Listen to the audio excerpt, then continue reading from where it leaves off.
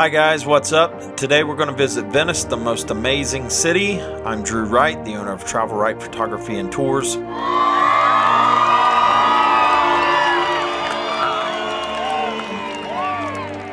Okay, so all that wasn't necessary, and I do have to get through this introduction, so we're going to move on. In this video, we're going to explore Venice. I'm going to talk to you about things like how to get from the airport to the city here. I'm going to talk to you a little bit about some history. We're going to discuss some tips on how to save money on your stay. We're going to look at some food in Venice. And speaking of which, we're going to start right here at this fresh seafood market. And you will see a lot of these in Venice along the canals. And just look at this seafood. I mean, this is fresh seafood. And there's tons of it in Venice. Now, fun fact for you, Venice is home to one of the oldest fish markets in the world, the Rialto or Peschiera fish market. It's been running for 1,000 years. It started in 1097.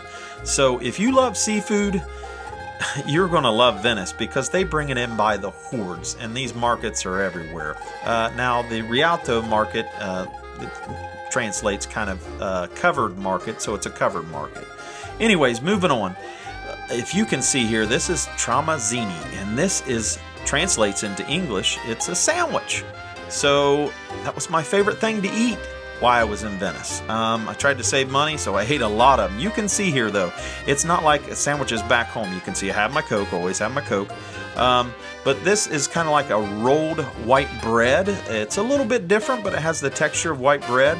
And it's not flat like back in the US. We have two pieces of bread, so they roll this. They fill it with seafood. Like this one has tuna, but they put shrimp in them. They put lobster. And I would just buy these. They're a couple bucks, so you save a lot of money. Here's a dog. I see dogs everywhere in Europe, in Switzerland. I've seen a lot of them here in Venice, too. But anyways, going back to the sandwich, the tramezzini, one of my favorite things to eat in Venice, and they're so good. As I said, they're covered with like a white bread. They're rolled, and you can get them with all kinds of seafood. So, favorite thing to eat. You want to save some money while you're in Venice, buy those, have yourself a Coke, and sit by the canals, and just enjoy the beauty of Venice. Now, as we're looking at this beautiful church and walking through Venice, I don't want to forget to tell you this. I had the same question. How do I get from Marco Polo Airport to downtown Venice, the Piazzale Roma, the entrance? And it's real simple. When you get off the plane at Marco Polo Airport, where you'll fly into, you want to take bus number 5. So go to the desk, tell them you need a ticket to bus number 5 to Piazzale Roma. It's about 30 minutes. It's $8. It's the cheapest. Just do that. It'll save you a ton of money. Now, once you get there to Piazzale Roma and you walk over the bridge, you'll see the San Simeone Piccolo Church. It's a beautiful historic church, a landmark there. I love it. Moving on, we're going to take a gondola ride. Gondola rides are about 80 to 100 euros, around that in dollars. But this is the more expensive way to go. Now, you could take that from the airport, but it's going to be a long ride, and it's probably going to cost you. So just get from the airport to downtown Venice and just do the quick, cheap way. Then you can enjoy stuff like this. Okay, so while we're enjoying this nice gondola ride, I want to tell you that gondolas in Venice, they average about 11 meters high, and they're 600 kilograms in weight. They require about 8 different types of wood, and each one of those types of wood represents a part of the city. There are about 400 gondolas that still float through the city canals. They're mostly used for tourism. Back in the previous centuries, rich people used them as transportation, like they would in Rome or Paris as a horse-drawn and carriage to get around. But you got to do that while you're in Venice. It's expensive, but totally worth it. Just do it once while you're there. 80 to 100 euros.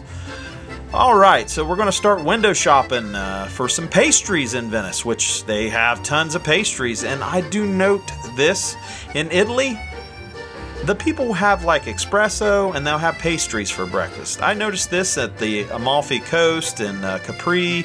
Also here in Venice, you see a lot of that. So a lot of espresso, a lot of coffee, and pastries. So just be prepared. I don't want you caught off guard. This Ohio boy was looking for the bacon and the eggs and biscuits and gravy, but the pastries didn't disappoint. But of course, for lunch, you can have some tramezzini, which translates into English as sandwich, and these were so good. They were cheap. We get them all the time. Of course, I always have my Coke. And then when you have these things, these are loaded with like seafood and meats and all kinds of stuff. They're kind of like a Hot Pocket, but these are made fresh, so they're not like frozen, and they're so good. You can eat cheap. I mean, they were like €3 and then the price of a Coke. You can see this has shrimp. I don't know what else is in there, but it was so good. So good. You can see here, you can get a slice of pizza. Italy knows how to do pizza. You can see €2 for a slice of this. I mean, look at all this stuff that's on there. You know, it was cheap to eat here. People talk about Venice being expensive, but if you eat like things like that, stop in a little shop or something, you're not going to pay big money. The sit-down restaurant's more expensive. So while we're out wandering the streets of Venice and looking at some more amazing pizza, there's one thing I need to mention, and I try to in all my videos. Before you go, do not go to the banks, do not go to the airports and try to exchange all your money for euros. Wait till you get there, use your debit and credit card. There's only a few dollars fee on each transaction. You could save thousands. So use your debit and credit card. You can see the food's not real expensive. You'll save money that way too. You can see more dogs here in Venice. Seems like in Europe, people love dogs, and I love that about Europe. Seen a lot of them in Switzerland too. Now, one of the things that I thought was so cool is like you would see like an artist sitting there painting right there in the middle of Venice. Such a historic place. I made friends with this guy. He was super cool. Didn't know a lot of what he was saying, but he reminded me of Da Vinci. And did you know Da Vinci was invited to Venice in the 1500s, and he was brought there. Not only was he a painter, he was an engineer, an architect. This dude had a lot of skill, and they brought him here to Venice to help design blueprints to kind of protect against invasions in Venice. One of his famous paintings, the Vitruvian Man, I'm sorry, not a painting, but a drawing, is still there in Venice at the Galleria dell'Accademia. Fun fact for you. Alright, so when you're walking in Venice, you're going to have to stop and get a drink every once in a while because there are no cars, so you're going to walk all the time. I stopped at this little Irish pub. It was neat because it was in the middle of Venice, but it was like being in Ireland. But I guess it's like anywhere else in the world. We have Chinese restaurants, so they like to take in other cultures too. You'll see lots of buskers in Venice. This kid was really good. I'd let you hear his music, but I'd get a copyright strike. Okay, so we're at St. Mark's Square, and this was the highlight of my Venice trip. You can see I met some Italian friends in that picture there because I stopped to get some help, because don't rely on your GPS. You will get lost. In Venice, your GPS will not work. It'll help you a little bit, but you will get lost. So be aware of that. That's a tip you need to know. You can see here, this building goes on forever. This is St. Mark's Square, and it was a marketplace. They bought and sold goods and traded goods here. But it was such a pretty place to see. I'm so glad that I took the time. It's about a 35-minute walk from Piazzale Roma. You can see here, this is the St. Mark's Basilica. A basilica can be a church. It has multiple purposes: a church, a courtroom, commercial use. St. Mark is John Mark of the Bible that Paul had a falling out with. So interesting fact about that.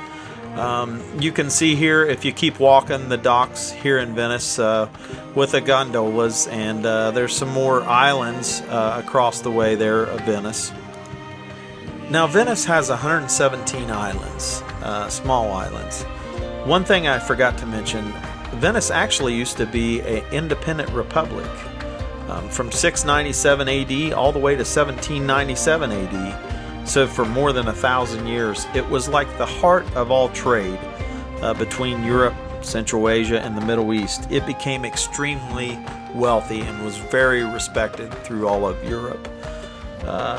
It was ruled by a Doge, and a Doge, if you don't know what that is, that's like a duke. It's a person appointed for life. And the Doge's palace was actually connected to St. Mark's Basilica that we seen earlier. But I came in the off season, January, A little tip for you: if you come in the off season, stuff is a lot cheaper and not as many people. You can see here the sky was just amazing. That building is just, you can't fathom how long it is. It's just crazy, the St. Mark's Square. So there was this beautiful Christmas tree here, just really pretty. I got a shot of that. And of course, you got to stop at night and have you a dinner by the canals and take in the city of romance.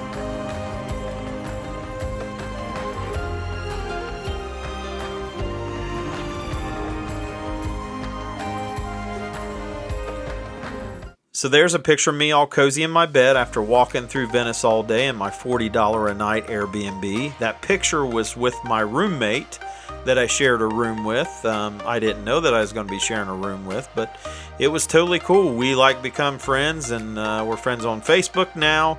But you might say, well, I don't like that idea, but man, I'll tell you what, I preach Airbnbs a lot because you'll save so much money, and the people you meet are so cool.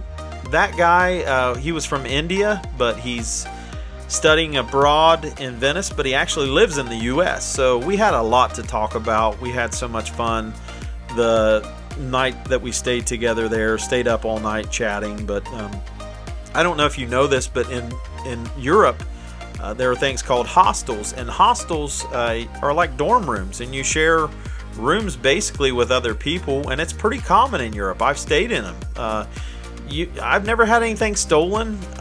They're safe. I mean, it's a common thing. So if you ever go to Europe, give a hostel a try, because I'm telling you what, they are dirt cheap. And I always say, when you're traveling and you're going places like this, spend your money on the things you want to do. Don't spend it on where you lay your head down at night. I spent very little time in my room, and I never do. So give a hostel a try. It's so cool, the people that you'll meet.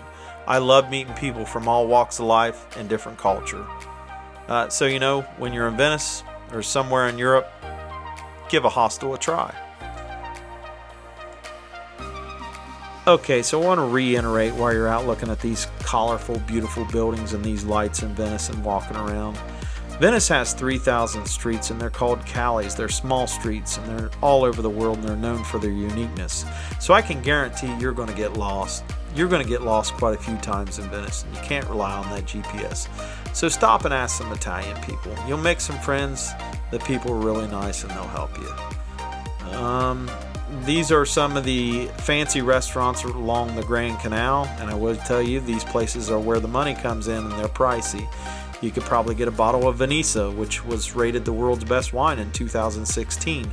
I'm not an alcoholic beverage drinker, so not my thing, but I drank Coke. You can see here some pastries. There was some pizza down there. Venice just has a vibe. There's so many colorful buildings. You're looking at the canals. You see these lights. You've got people walking with their dogs. You've got Italian music playing. Dean Martin goes through my head, hey Mambo, it's just a whole vibe that you're gonna love. You can see here some more pastries. There's cool little shops with fountains of chocolate. I've seen some stuff like this in Switzerland, which I loved. Very, very cool. I would go in and just look around in these places, but there's so much to do in the nightlife. And of course, you can see how I finish my evenings in Venice, eating some tramezzini, having a good old Coke. I've got another type of sandwich here. I always try to give you tips on how to save money in these videos. We're talking 2 or 3 euros for those things. Literally ate them for lunch and dinner. They were so good with all the seafood. And by the way, Coke does not sponsor me. People keep asking that because I'm drinking Coke in all my videos, but Coke, you can do it anytime now. Okay, so we've reached the end of our Venice, the most amazing city tour. And before I let you go, I just want you to look at this scenery. I want you to picture yourself sitting by the Grand Canal, drinking your Coke, eating your tramezzini. I want you to picture the Italian music in the background, the gondolas going by, and the vaporettos. This is such an amazing city that you've got to see. I want you to keep in mind the Italian culture. Things like if you're in a restaurant, Don't just nod your head, speak up. These are verbal people. When you're walking the streets, don't stand in their way. The locals hate that. Anyways, my name's Drew Wright, the owner of Travel Wright Photography and Tours. Please like and subscribe to my channel. And thank you so much for watching. And remember, get out there and explore.